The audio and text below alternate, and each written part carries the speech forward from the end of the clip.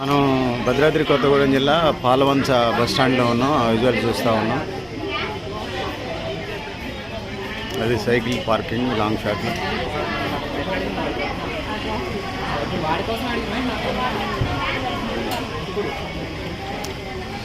So Kothagudem తర్వాత అంత పెద్ద బస్ స్టాండ్ పాలవంచ కూడా.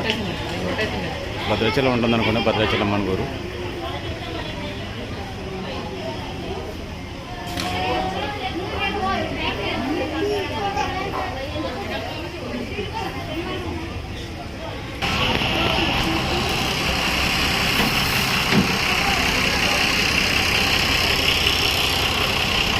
పాలవంచ బస్ స్టాండ్లో ఉన్నాం.